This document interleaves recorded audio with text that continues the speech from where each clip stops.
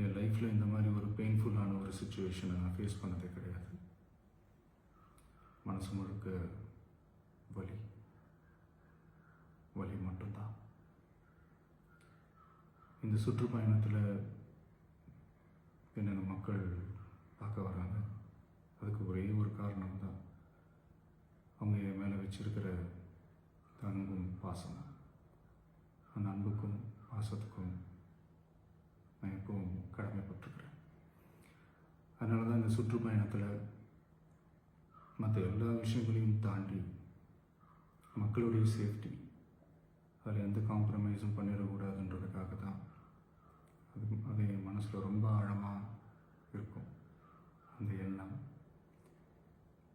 அதனால தான் இந்த அரசியல் காரணங்கள் எல்லாத்தையும் தவிர்த்துட்டு ஒதுக்கி வச்சுட்டு மக்களுடைய சேஃப்டி மட்டும் மைண்டில் வச்சுக்கிட்டு அதுக்கான இடங்களை சூஸ் பண்ணுறது, அதுக்கான இடங்களை பார்த்து பர்மிஷன் கேட்குறது, போலீஸ் டிபார்ட்மெண்ட்டில் அதை ரிக்வெஸ்ட் பண்ணி கேட்போம். ஆனால் நடக்கக்கூடாதது நடந்துருச்சு.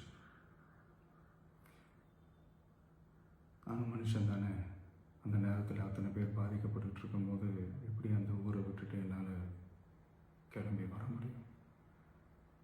நான் திரும்ப அங்கே போகணும்னு இருந்துச்சுன்னா அதை ஒரு காரணம் காட்டி அங்கே வேறு சில பதட்டமான சுச்சுவேஷன்ஸ், வேறு சில சம்பாவிதங்கள், அந்த மாதிரி எதுவும் நடந்துடக்கூடாதுன்றதுக்காக தான் நான் அவாய்ட் பண்ணேன்.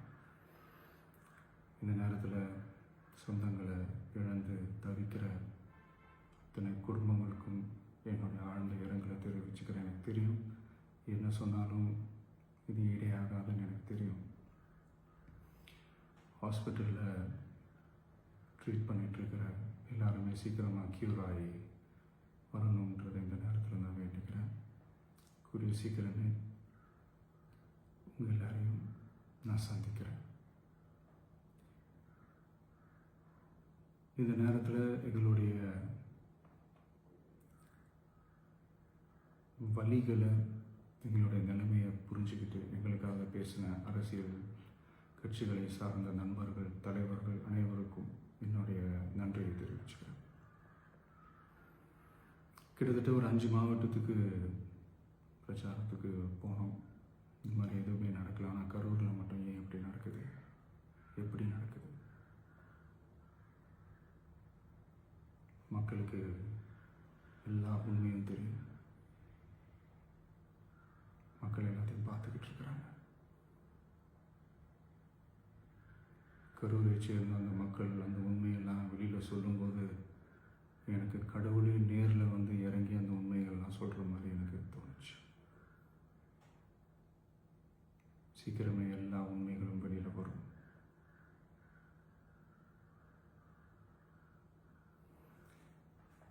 எங்களுக்கு தரப்பட்ட இடத்துல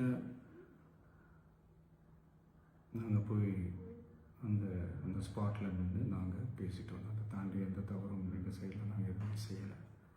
பட் இருந்தாலும் எங்கள் கட்சியை சேர்ந்த நிர்வாகிகள், தோழர்கள் மேலே எஃப்ஐஆர், அது மட்டும் இல்லை சோஷியல் மீடியாவை சேர்ந்த நண்பர்கள், தோழர்கள், அவங்க மேலே எஃப்ஐஆர்லாம் போட்டு இப்போ பிடிச்சிட்டு இருக்கிறாங்க.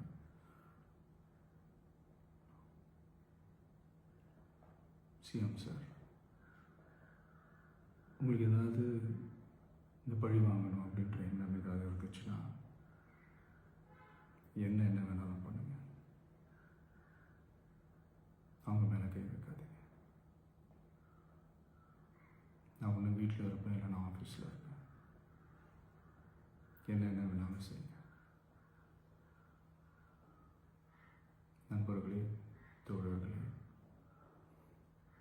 நம்மளோட அரசியல் பயணம் இன்னும் ஸ்ட்ராங்காக, இன்னும் தைரியத்தோட